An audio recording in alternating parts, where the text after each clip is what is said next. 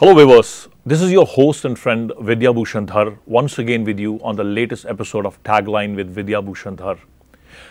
Today I'm very excited, and that too for a different reason.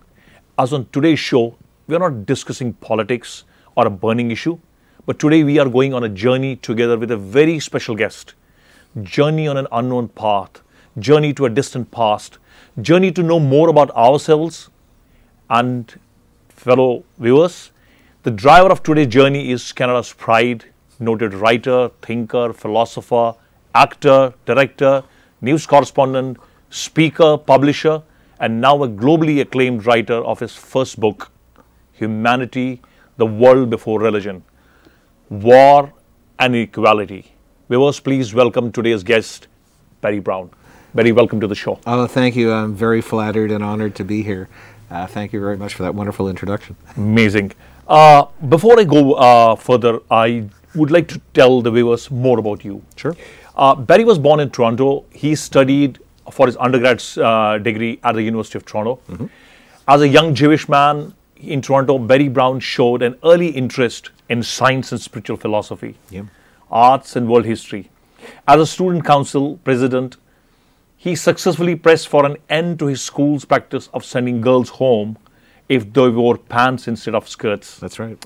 He gave his first paid poetry reading and his first play staged at age 18. Yeah. Wow, that's amazing. Thank you. At age 19, after studying many different philosophies and religions, he joined the Hare Krishna Samudaya as a celibate monk and spent 3 years learning about the Vedas. Yes. That's amazing, Barry. In his 20s, he worked as a theatre manager. Yep. That's something which I do. With a famed Second City comedy group and an advertising copywriter before entering the field of journalism. That's right. So many caps. A self-taught freelance writer, he quickly sold articles to major Canadian news outfits, including the Toronto Star, the Globe and Mail, CBC Radio, and Canadian Business Magazine. Yes, sir. In the mid-1980s, he launched his career as an independent Canadian news chief and correspondent for more than 100 American and other foreign news media agencies, including New York Times, the LA Times, Washington Times, Newsweek, VOA Radio, ABC News. The list goes on and on. Yorkshire Post, Asian Advertising and Marketing China, and Jerusalem Post, among many others. He was also a featured speaker at the universities in the US and Canada, including the State University of New York Law School, where his talk on in favor of Canada's anti-hate laws was published in the school's law review. Yes. That's amazing. I can't stop saying it again and again.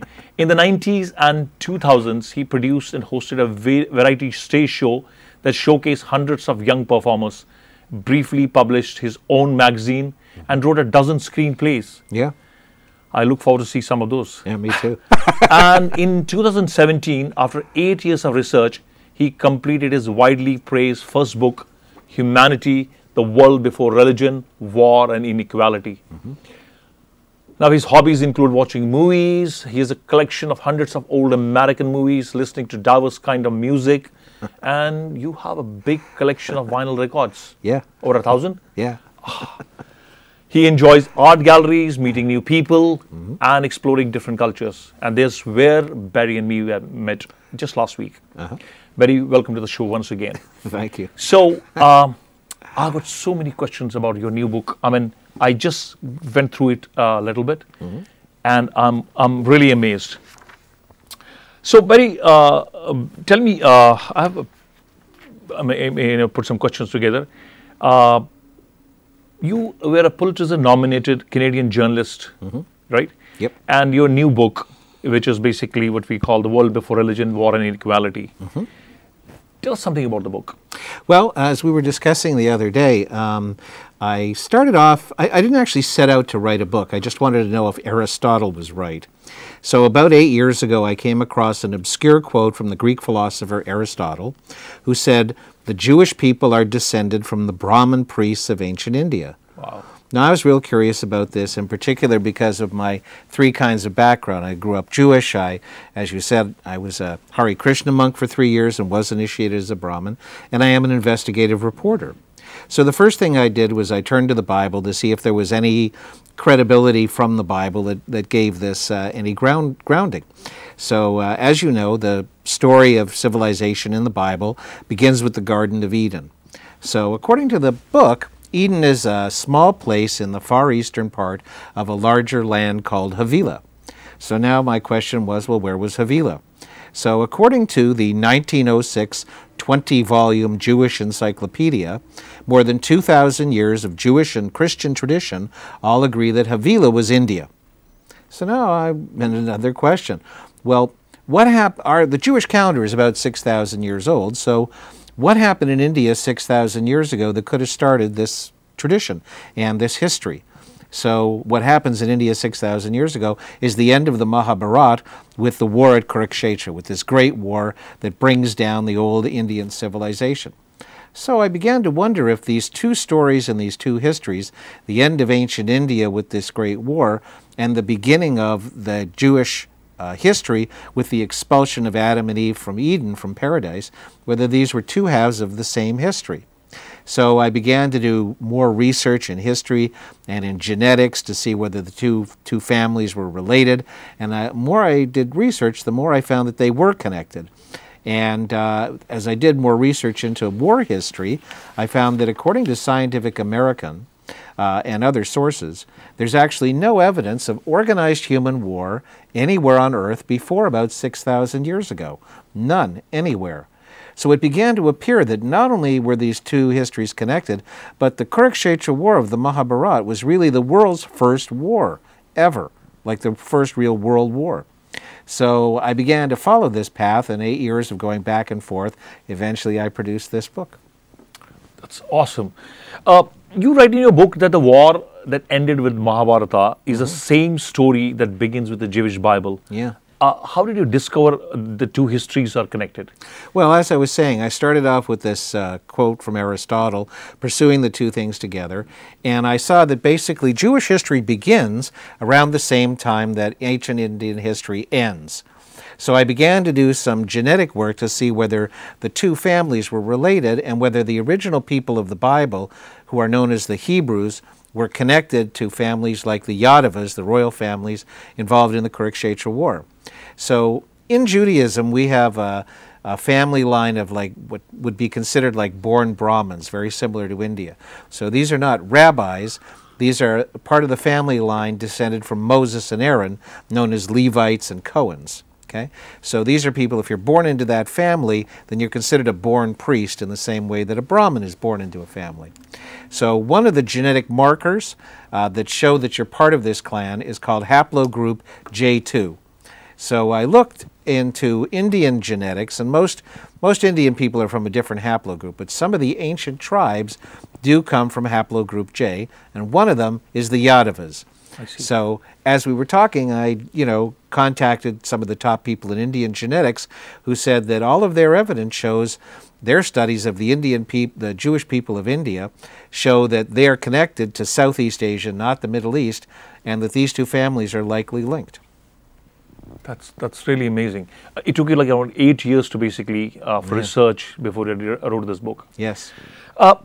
Many people think like Mahabharata or that period or that epic basically is like a mythology, or they call it like an epic story or a fable story, like Bible story of Eden.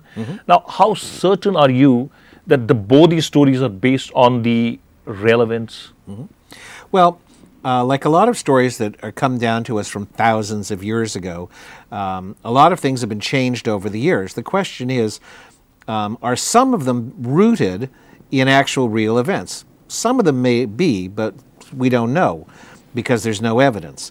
But the nice thing about, or at least the path that I pursued in looking at Garden of Eden and the Mahabharata, was just looking at the particulars. So if you take away some of the religious overtones of the war story, the flying machines and the super weapons and things of that sort, and you just look and say, was there a war? And was it possible that you had 4 million warriors that basically killed everybody except for, 18 people, I think, who survived, right? After the course of 18 days, right? Was that possible with just the regular weapons?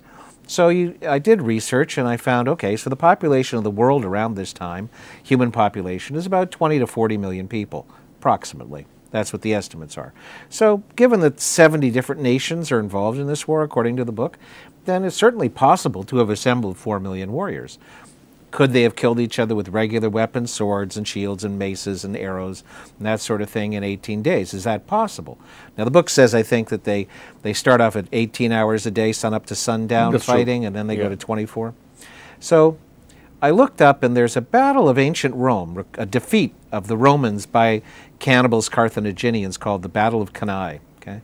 And this is a defeat of the Romans recorded by the Romans. And according to them, Hannibal's troops massacred 70,000 Roman troops in a period of 6 hours. Wow. Okay? So you do the math and you go, okay, 70,000 every 6 hours. Let's assume, for the sake of being conservative, that at Kurukshetra they were only fighting 18 hours a day, even though it says they fought for 24. We'll just calculate at 18, and we use the low estimate of the of the Roman defeat at 70,000, not 90,000, which is the upper end of that, the estimate. So 70,000 people killed every 6 hours for 18 days comes out to 3.9 million. That's true. So, you know, it could have been done.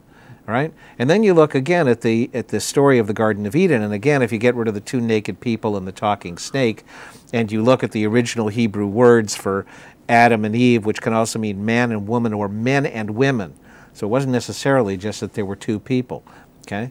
And the fact that, as I said, the tradition says that this story takes place in India at the same time as the war, then you start to see the balance of probabilities starts to weigh to the idea that these stories could be related. That's true, because there is a similar, like Manusmriti probably came around the same time, so which equates like man and woman, or Adam and Eve as Manu and Manisha, the first man and the first woman.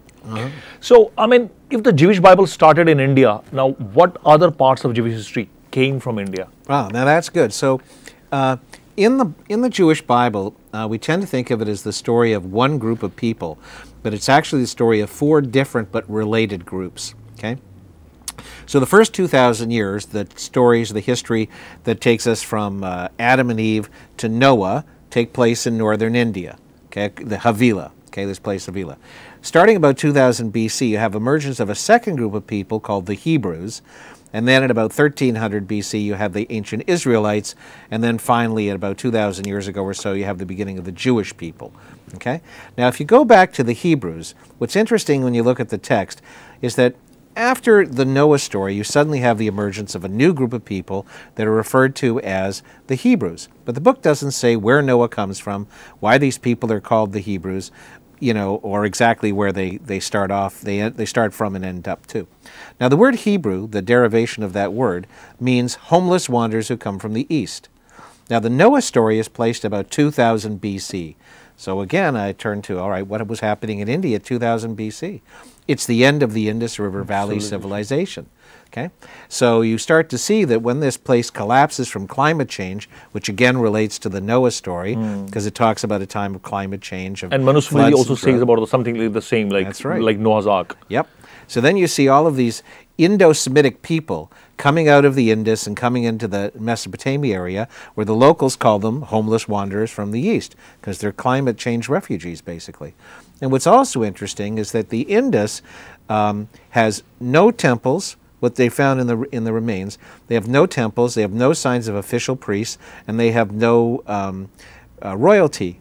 And the Hebrew people, different from the Israelites and the Jews coming later, okay, the Hebrew people also have no priests, no religious laws, and no temples. So they take a lot of these traditions with them. And you can see it even further when you find Indian swastikas in the remains of ancient Israelite temples in Israel, and all kinds of other things that show, ancient Jewish traditions that root back to ancient Indian traditions, and you start to follow the line backwards, and again you go balance of probabilities. This connects back to the Indus connects back to the war period, and everything fits the same model. That's amazing. So what I understand here is that after the Mahabharata war was over, there was so much of destruction of like virtually everything, from man, machine to war animals to flora, fauna, everything. So you mean to say Lord Krishna and his followers, Yadavas, they basically wanted to basically bury the past and start everything afresh without connecting themselves with the war machine, without politics, without any, what do you call the kingsmanship or anything. So that's what basically we see in the Indus Valley civilization. Yes, one of the interesting things with the Indus civilization that puzzles... There were no horses, for example. Yeah, there are no horses. They also have no temples. They also have no palaces. They don't have any sign that they ever went to war or had a warrior class. And this puzzles archaeologists and historians because all around them in ancient Egypt and in Mesopotamia, they have palaces, they have grand temples to their gods, they're warrior kings, and they have writing. Why the Indus, which with its very sophisticated urban planning, with its very sophisticated system of weights and measures, and its trading experiences with all of these other areas and regions, why don't they have any of those? My conclusion is because they came out of the war period, I think they take Krishna's instruction in the Bhagavad Gita, where he says to Arjuna, abandon all these things. To them it means abandon all of these social divisions of the Varna, the caste system. Get rid of all these divisions between people.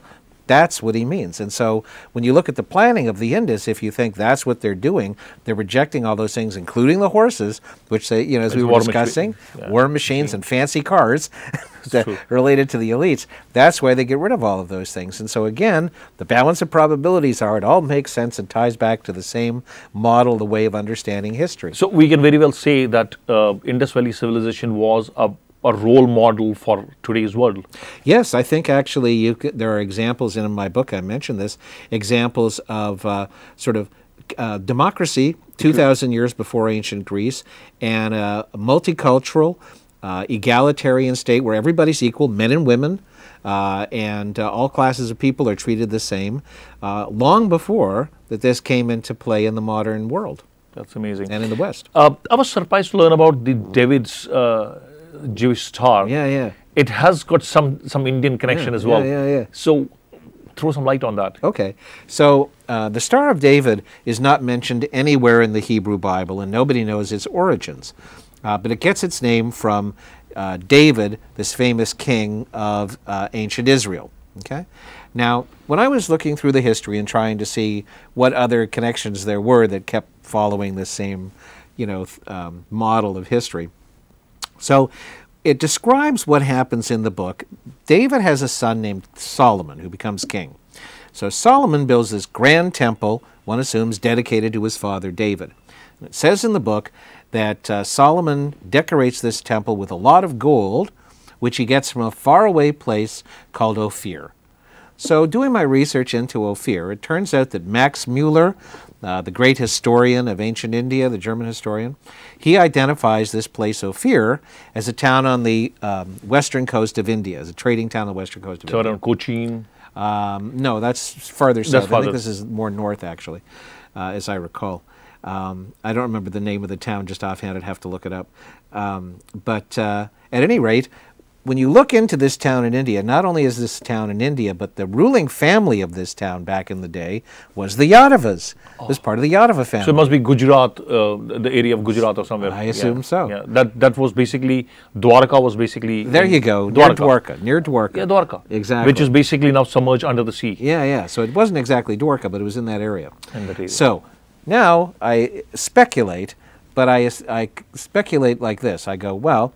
So these Yadava artisans and traders are bringing this gold in from India to help decorate Solomon's temple dedicated to his father David. So they probably, because we know that the interlocking triangles is the heart chakra. Excuse me, it has its origins in India as the heart chakra. So it's not too far of a stretch to think that these artisans create this great image of the heart chakra to dominate the opening of Solomon's temple in ancient Israel. Because in order to gain fame, like lots of people did star imagery over their temples and other places going back long before Solomon's temple. But this particular style of making a star must have been very unusual, okay? And probably very large. And it became known over time as the Star of David's Temple. And that's how it got there. And it was brought to India by these Yadava, probably brought to Israel rather, by these Indian Yadava artisans from the Dwarka region. Amazing. You know, our show is basically worldwide seen, Oh, yeah. and I'm sure that my viewers in India will be amazed to know these facts. Now, when I look at it, the Bible is sacred book to both Jewish as well as Christian people. Yeah. And now your book is already out in the market. So, Yeah. how have they reacted to your findings and your research work? Everybody's actually been very amazed. I've had no negative reaction so far at all. This Christian minister who I showed it to here in Toronto, he said to me, "Barry, you've discovered the Rosetta Stone for understanding early Bible history." In other words, the way to finally understand these stories that nobody knows the actual history behind them.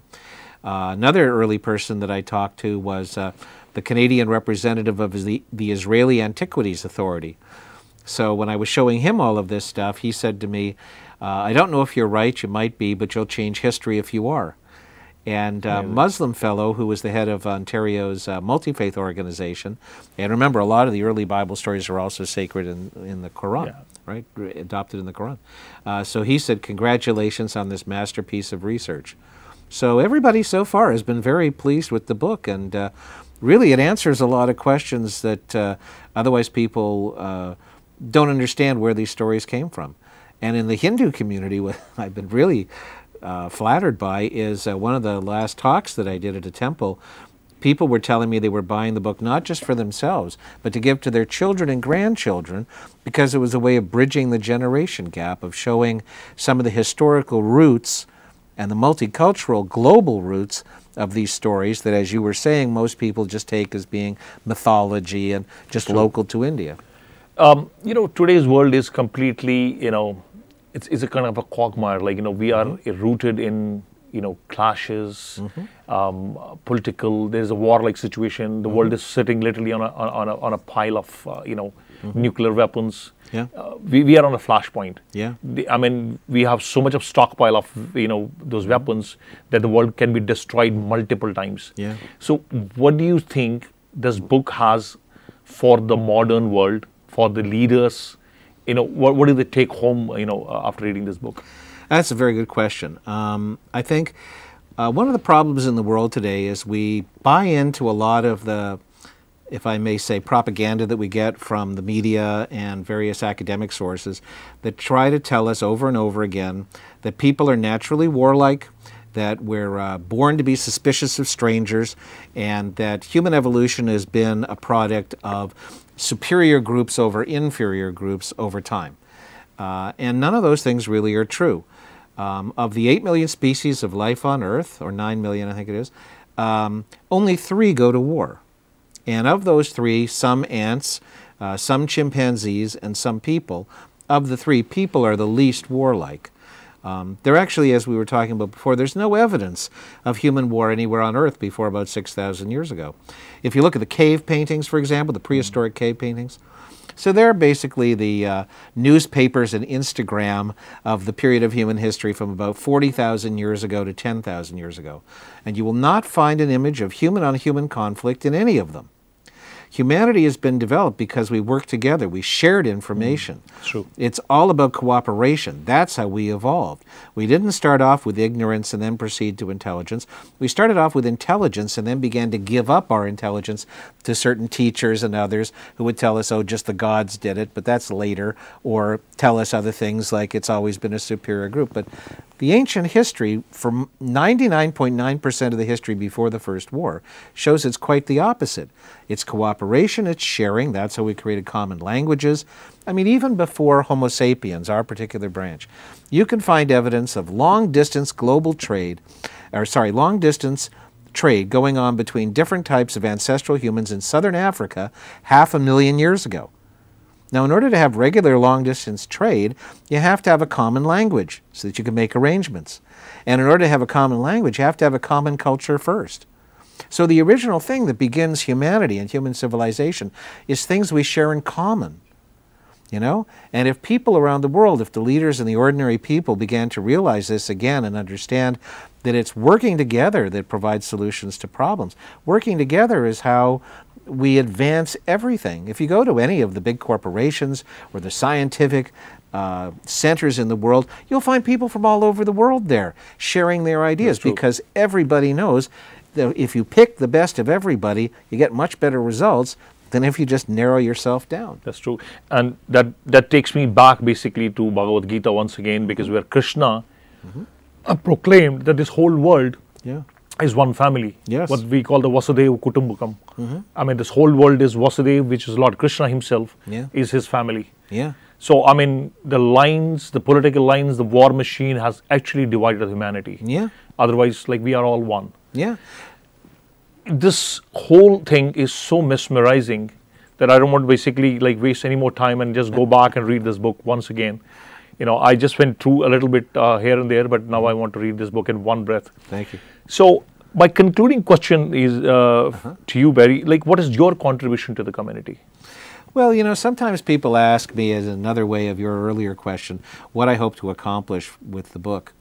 Now, there's an old saying that says, if you get people asking the wrong questions, you don't have to worry about the answers you give them.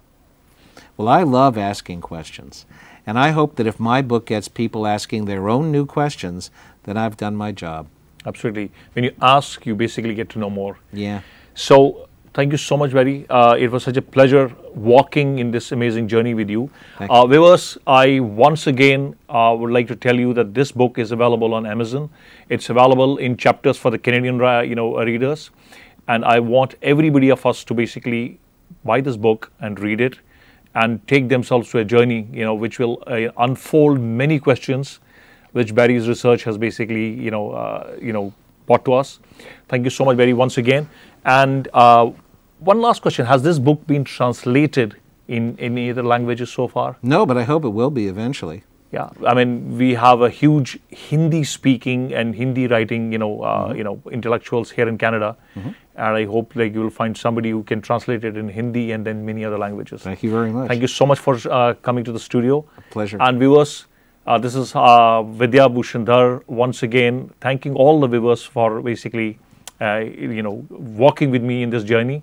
And till we meet again in the next episode of Tagline with Vidya Bhushan Dhar. Thank you. Thank you.